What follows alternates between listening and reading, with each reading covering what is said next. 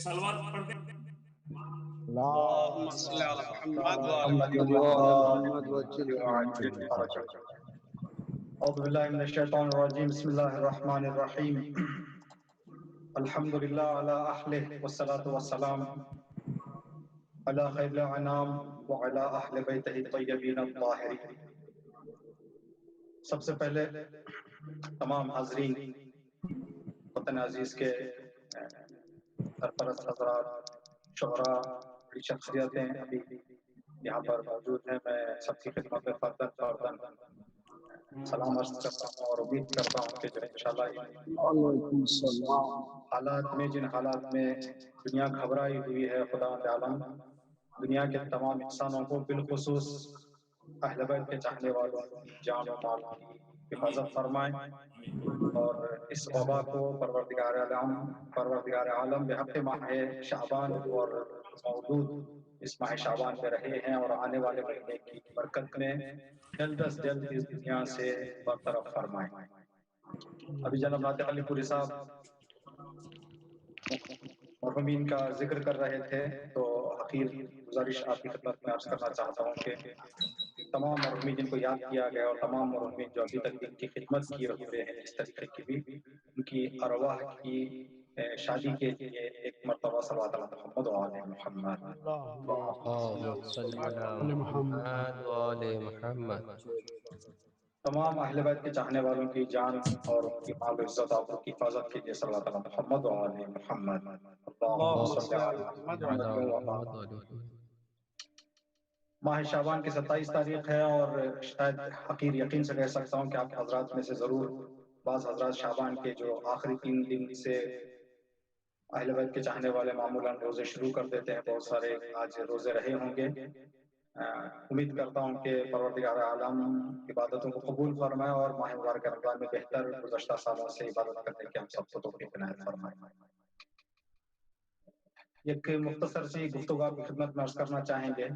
بات اس طرح سے شروع کریں، ابھی جو پروگرام ہو رہا ہے، اب اس پروگرام کے دوران جو بھی جناب عالم رضا صاحب جو اس پروگرام کو انعقاد کرنے میں جن کا اچھا خاصا ہاتھ ہے، وہ کہیں کہ اس پروگرام کے آدھے گھنٹے کے بعد ایک دوبارہ پروگرام ہے، آپ حضرات دوبارہ ادھر ہی تشریف لائیں۔ ہم اس پروگرام میں بھی آ جائیں بڑی خوشی سے، پھر اس پروگرام میں درمیان میں کہیں کہ پھر آدھے گھنٹے کے بعد دوبارہ پروگرام ہے، آپ حضرات تشریف لائیں۔ وہ ہم میں سے بہت سارے جو ہے ابھی جو تعداد ہے اس میں سے شاید یا تو کم ہو جائے گی یا تو جس فکر کے ساتھ اور جس ذہنیت کے ساتھ ابھی ہم حاضر ہوئے ہیں وہ ذہنیت ہماری نہ ہو۔ اگر ہمارا پڑوسی ہمیں دعوت دے اور ہم چلے جائیں بڑے احترام کے ساتھ ان کی بات کو عزت دیتے ہوئے، جب ہم گھر کے باہر نکلیں تو کہیں کہ جناب کل بھی آ جائیں۔ ہم اگر کل کا بھی وعدہ لے کے آ جائیں ان سے، کہیں کہ ٹھیک ہے چلے بھائی، اب وہ دوسرے دن کہیں کہ جناب تیسرے دن بھی آ جائیں۔ تو جتنی دعوتیں زیادہ ہوتی جائیں گی اتنا جو ہمارا جذبہ، جو ہمارا شوق، جو ہمارا لگاؤ ہے وہ تھوڑا سا کم ہوتا جائے گا، کبھی کبھی اس حد تک بھی آگے چلا جاتا ہے کہ نفرت میں بدل جاتا ہے، بے رغبتی میں تبدیل ہو جاتا ہے۔ یہ انسان کا مزاج ہے اور یہ انسان کی طبیعت ہے۔ بالکل وجہ فرمایا۔ اگر ہم بھی یہ کام کرنا چاہیں اپنے کسی میزبان سے تو شاید ہم اپنی دعوت میں نیک ہوں، ہم سچے ہوں، لیکن آگے والے کو اس بات سے قانع کرنا کہ وہ ہماری بات کو مکمل طور پر جس طرح سے جو ذہنیت ہماری ہوگی آگے والے کی بھی وہی ذہنیت ہوگی، چاہے ہم میزبان ہوں چاہے مہمان ہوں۔ بالکل وجہ یہ بات اس لیے آپ کی خدمت میں عرض کر رہے ہیں کہ ابھی 2-3 دن بعد سے جو اللہ کی مہمانی میں ہمیں بلایا جا رہا ہے، اللہ رب العزت کا یہ عظیم لطف ہے اپنے بندوں پر کہ میزبان بھی ایک ہوتا ہے، مہمان بھی ایک ہوتا ہے، متعدد دعوتیں بھی دیتا ہے، لیکن انسانوں کو ایسے بلاتا ہے کہ نفرت کا ذرہ برابر بھی ذہن میں خیال نہ آئے۔ سبحان اللہ سبحان نہ اللہ صرف اللہ ذہن میں نفرت کا خیال نہ آئے بلکہ لوگ اشتیاق سے لمحے منٹس گنتے رہیں کہ اب ماہ مبارک رمضان 3 دن باقی ہے، ماہ رمضان 2 دن باقی ہے، اب کل چاند نظر آنے والا ہے، وقت گنتے رہتے ہیں۔ یہ خدا کی مہمانی کی دعوت اور یہ خدا کی مہمانی کا یہ لطف ہے کہ جو خدا بلاتا ہے۔ سبحان اللہ سبحان بہت بے شک ابھی انہی ایام میں جہاں پر مختلف طریقے سے زمانے کے حالات سے فزیکلی یعنی مادی طور پر حضور جہاں پر ہمارا پابندی لگی ہوئی ہم نہیں جا پا رہے ہیں، ہم اس طرح سے اپنے اللہ سے اور اہل بیت سے اور اپنے عقیدے سے جڑے ہوئے ہیں۔ یہ بات جو آپ کی خدمت میں ہم نے بتائی، یہ ہم جیسے اور مجھ جیسے شاید ایک کم معرفت مسلمان کے لیے ہے، لیکن ایک روایت ہے پیغمبر مکرم اسلام حضرت محمد مصطفیٰ صلی اللہ علیہ وآلہ وسلم کی، محمد وعلی محمد وعجل فرج، جس میں پیغمبر مکرم اسلام فرماتے ہیں کہ قد دنا رمضان لو يعلم العبد ما في رمضان لود ان يكون رمضان السنہ۔ لوگوں ماہ رمضان نزدیک پہنچ گیا ہے، شاید ایسے ہی ایام تھے شعبان کے آخری ایام جس میں پیغمبر اسلام نے یہ خطاب فرمایا کہ لوگوں ماہ رمضان قریب آ رہا ہے، قریب آ گیا ہے۔ اگر انسان اس بات کو درک کر لے کہ ماہ رمضان کس مہینے کا نام ہے تو لوگ ایک مہینے کے 25 تاریخ کے بعد شوال کے چاند کو نہیں ڈھونڈیں گے، بلکہ یہ امید کریں گے، یہ آرزو کریں گے کہ کاش سال پورا رمضان ہوتا۔ یہ سلمان کے لیے ہے، ابو ذر کے لیے ہے، مقداد کے لیے ہے، لیکن ہمارے یہاں کا جو نظام ہوتا ہے، جو مجھ جیسے اور جو مومن مسلمان ہوتے ہیں ان کے لیے کہ 25 تاریخ کے بعد مجلسوں محفلوں کی مسجدوں کی رونق کم ہو جاتی ہے، اور مخصوصاً ان ایام میں اور اس مہینے میں ایک بہت بڑا امتحان ہے ہمارا کہ ہم کس طرح سے ماہ مبارک رمضان انجام دیتے ہیں۔ اس خطرے کو جانتے ہوئے رہبر معظم نے 15 شعبان کے جو ان کا تقریر تھی اس میں یہ پیغام دیا کہ ماہ رمضان جو گھروں میں کیا جائے گا، ماہ رمضان کی عبادتوں میں اور اس میں جو انسان عمل بجا لایا کرتا تھا اس میں کوئی کمی نہ آئے، کہیں ایسے نہ ہو کہ مسجدیں میں یہ پروگرام نہیں ہو رہے ہیں، مراکز میں نہیں ہو رہا ہے تو انسان کہیں پر اس مہینے کی برکتوں اور الطاف سے فائدہ اٹھانے سے محروم رہ جائے۔ جناب اویس قرنی کا ایک واقعہ ہے عرفانی تفسیر میں، ہم نے اپنی کلاس میں استاد سے سنا تھا کہ یمن میں اویس جب مغرب کی نماز پڑھ کے سجدہ شکر میں اویس نے سر رکھا تو جو اویس کے ساتھ نماز پڑھنے کے لیے آئے تھے ان لوگوں نے سجدہ شکر سے سر اٹھایا اور اپنے اپنے گھر چلے گئے۔ صبح جب لوگ پہنچے واپس مسجد نماز صبح کے لیے، دیکھا کہ مصلی وہی ہے، جگہ وہی ہے، اویس وہیں پر ہے، سجدہ بھی، سر ابھی بھی سجدے میں ہے۔ تو جو لوگ رات میں گئے ہوئے تھے ان لوگوں نے مختلف فکریں کرنی شروع کر دی۔ بعض نے کہا کہ شاید اویس کو نیند لگ گئی ہے جس کی وجہ سے اٹھ نہیں پائے ہیں، چلو جگا دیتے ہیں اویس کو۔ جب لوگ نزدیک پہنچے اویس کے، دیکھا کہ اویس کے زبان سے تسبیح و تحلیل کی آواز آ رہی ہے، تو ان لوگوں نے کہا کہ نہیں بھائی سوئے نہیں ہیں، جاگے ہوئے ہیں۔ تو کسی نے کہا کہ شاید ہمارے سے تھوڑی دیر بعد گئے ہوں اور ہمارے سے 10-15 منٹ پہلے آ گئے، آ کے انہوں نے پھر نماز شروع کر دی ہو۔ جب اذان صبح کی شروع ہوئی تو اویس نے سجدے سے سر اٹھایا، لوگوں نے کہا کہ اویس کتنی جلدی آ گئے آپ؟ کہا کہ میں رات بھر گیا ہی نہیں۔ کہا کہ اویس رات بھر کتنی عبادتیں کی؟ کہا مغرب کی نماز کے بعد جو میں نے سجدے میں سر رکھا ابھی بھی میرا دل تشنا ہے، میری خواہش، میرا دل یہ چاہتا ہے کہ خدا جتنی مجھے عمر دے اتنی ایک رات کر اس ایک رات کو سجدہ کر کے مر جائے۔ یہ جزاک وائس جیسی جو معرفت رکھتے ہیں وہ لوگ پورے سال کو ماہ رمضان دیکھتے ہیں، لیکن اسی لیے خداوند عالم کا یہ لطف ہے کہ اس نے عنوانات بدل کے، تاریخ بدل کے، مناسبتیں بدل کے ہمیں دعوت دی۔ اگر ایک ہی دعوت، ایک ہی مناسبت ہوتی تو شاید ہمارے آنے کا انداز بہت کم رنگ اور کیفیت بدل جاتی۔ خداوند عالم جو بار بار ہمیں دعوت دے رہا ہے، گزشتہ سال ماہ مبارک رمضان، اس سے پہلے کا سال، ابھی جو جس چیز کی عمر ہے دنیا میں، جو بھی انسان ہے، کوئی 15 ماہ مبارک رمضان جب سے اس پر روزے واجب ہوئے ہیں دیکھ چکا ہے، کوئی 20، کوئی 25، کوئی 40، مطلب 40 سال سے خدا لگاتار دعوت دے رہا ہے۔ تو اس حوالے سے ایک فکر حقیر کے ذہن میں ہے، انشاءاللہ وہ آپ کی خدمت میں عرض کریں گے کہ ہم نے دیکھا ہے کہ دنیا کے قانون میں، عدالتوں میں جو لوگ حاضری ہوتے ہیں ان کو بار بار طلب کیا جاتا ہے۔ طلب کرنے کے انداز اور مقاصد الگ الگ ہوتے ہیں۔ کبھی ایک دوسرے سے زیادہ ملنا ترقی کے لیے ہوتا ہے، کبھی ایک دوسرے کو زیادہ نظر میں رکھنا جرم سے دور رکھنے کے لیے ہوتا ہے۔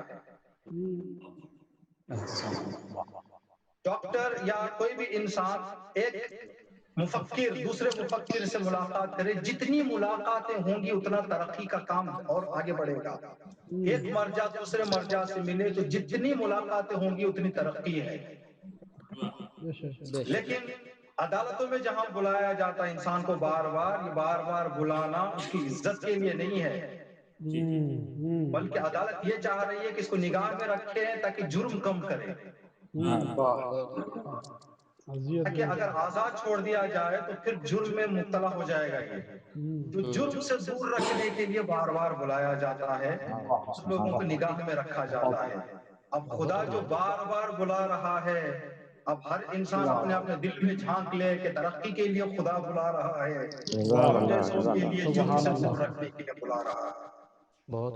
ماہ مبارک رمضان کے لیے جو اللہ کی دعوت ہے، جس میں بتایا گیا ہے کہ شہرٌ دعیتم فیہ الی ضیافۃ اللہ، ابھی ماہ شعبان میں جو صلوات شعبانیہ جو پیغمبر مکرم اسلام کی صلوات ہے منسوخ پیغمبر اسلام سے، جس میں ہر نماز کے بعد اور زوال کے وقت پڑھنے کی سفارش کی گئی ہے، اس میں یہ کہا گیا ہے کہ اللہم ھذا شہر نبیک و سید رسلک شعبان الذی حفظتہ منک بالرحمۃ والرضوان الذي كان رسول الله يدأب في صيامه وقيامه في لياليه وأيامه۔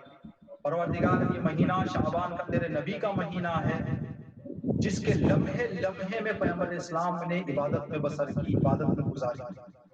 شعبان سے اس طرح سے عبادتوں کو لے کر ماہ مبارک رمضان میں جو نزدیک ہو انسان ماہ مبارک رمضان میں داخل ہوتا ہے، آیت اللہ جوادی عاملی حفظہ اللہ کا ایک پیغام ہے، وہ پیغام یہ کہ ہر کام، جو بھی انسان کا جو بھی کام ہے، ہر کام کرنے والا اپنے کیلنڈر میں، اپنے حساب کتاب میں، اپنے پروگرامز میں ایک معین تاریخ مقرر کرتا ہے کہ وہ میری پہلی تاریخ ہے فلاں کام شروع کرنا۔ جیسے کسان بارش کے موسم کو انتظار کرتے رہتے ہیں کہ کسانوں کے لیے بارش کا موسم سال کا پہلا دن ہے، گرچہ یہ 1 جنوری یا یہ سب جو ہے وہ صرف شرکت کر لیں گے دنیا والوں کے ساتھ، لیکن ان کی نگاہ میں جب تک بارش نہ آئے ان کا سال شروع نہیں ہوتا۔ وہ کہتے ہیں کہ جو خداوند عالم کی بارگاہ میں حاضر ہونا چاہتے ہیں ان کا نیا سال ماہ مبارک رمضان کا چاند ہے۔ دل کی طہارت اور روحانی ترقی کا نیا سال ماہ مبارک رمضان کا چاند ہے، جو ہمارے سے نزدیک ہو رہا ہے۔ اس بات کو مد نظر رکھتے ہوئے تمام حضرات سے جو بھی دیکھ رہے ہیں اس پروگرام کو، امید کرتے ہیں کہ پروردگار عالم یہ جو ماحول ہے، اس ماحول میں تقریباً 15 شعبان کے جو اعمال ہوئے تھے آن لائن، اس میں ہم نے ایک جملہ کہا تھا کہ خداوند عالم نے، پیغمبر مکرم اسلام کی ایک روایت ہے کہ اللہ رب العزت نے فرمایا حدیث قدسی میں کہ پیغمبر اسلام فرماتے ہیں کہ الصوم لی وانا اجزی، اللہ نے فرمایا کہ روزہ میرے لیے ہے، میرا ہے روزہ اور میں ہی اس کا ثواب دوں گا۔ اگر ہم دیکھیں تو جتنی بھی ہماری عبادتیں ہیں، ہر عبادت کی معین مقدار میں ثواب مشخص ہے۔ جیسے سلام کریں گے تو پتا ہے کہ سلام اور جواب کا کل ملا کر 70 ثواب ہے۔ سلام کرنے والے کو 69 ملتے ہیں اور جواب دینے والے کو 1 ثواب ملتا ہے۔ اب اس اعتبار سے اس سلام اور جواب میں نہ 70 سے زیادہ ثواب ہونے والا ہے نہ 70 سے کم ہونے والا ہے۔ لیکن ماہ مبارک رمضان کے لیے اللہ نے فرمایا کہ ماہ مبارک رمضان کا روزہ میرا ہے، میں ثواب دوں گا۔ تو جب اللہ نے کہا ہے میں ثواب دوں گا، اب وہ ایسا ہے جس کے لہو ملک السماوات والارض، پوری کائنات اس کی ہے، کن فیکون کا مالک ہے۔ اب وہ جو دے انسان حساب ہی نہیں کر سکتا کہ سوچے کہ اللہ کیا دے گا۔ تو یہاں پر وجہ کیا ہے؟ کیوں؟ غور کی بات ہے، نماز بھی اللہ کی ہے، حج بھی اللہ کا ہے، زکات خمس بھی اللہ کا ہے، تو کیوں اللہ روزے کے لیے ہی کہہ رہا ہے کہ روزہ میرا ہے؟ اس کے پیچھے علماء نے جو غور کیا، عرفاء نے جو غور کیا، انہوں نے بتایا کہ ساری عبادتوں میں تنہا روزہ وہ عبادت ہے جس کو انسان دکھاوے کے لیے نہیں کر سکتا۔ نماز پڑھ سکتا، اگر یہی پروگرام اگر دن میں ہوتا اور آپ حضرات بیٹھتے ہم بیٹھتے تو کیا معلوم تھا کہ کون روزے سے ہے؟ اگر یہیں پر میں کتاب لے کے بیٹھ جاؤں تو آپ دیکھیں گے کہ مولانا قرآن پڑھ رہے ہیں، مولانا کتاب، یہ چیزیں دکھنے والی ہیں لیکن روزہ بتایا نہیں جا سکتا۔ تو مطلب یہ ہوا کہ روزے میں خلوص کا درجہ زیادہ ہے۔ جہاں خلوص زیادہ ہوتا ہے اس کا ثواب اللہ کہتا ہے کہ میں دیتا ہوں۔ خلوص والی چیزیں مجھے بہت زیادہ پسند ہیں۔ اس سال ماہ مبارک رمضان گرچہ اجتماعی عبادتیں کرنے کا ثواب اندازہ نہیں کیا جا سکتا، لیکن حقیر کا ذہن یہ کہتا ہے کہ اس سال اجتماعی عبادتوں سے ہٹ کر خلوص کا مظاہرہ کرنے کا ایک بہت بہترین موقع ہے۔ اب انسان ممکن ہے کہ ہم جیسے اگر وطن میں بھی رہتے تو اس لیے کہ ہمارا پیشہ یہ ہے، میں نے جاؤں گا تو لوگ کیا کہیں گے، مولانا سو رہا ہے، وہ کیا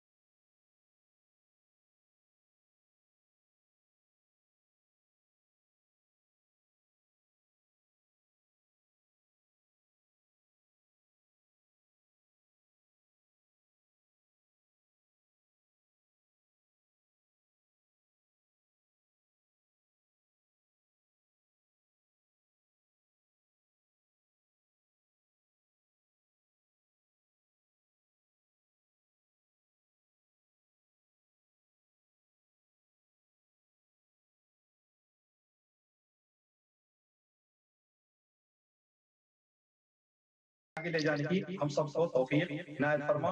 دوبارہ آپ کی خدمت میں فرداً سلام پیش کرتے ہیں انشاءاللہ کہ آپ حضرات ماہ مبارک رمضان کی ہمیں یاد رکھیں، اور ہم آپ کے خدمت میں وعدہ پیش کرتے ہیں کہ ہم بھی آپ کو اپنی دعاؤں میں یاد کیا کرتے ہیں۔ بہت عمدہ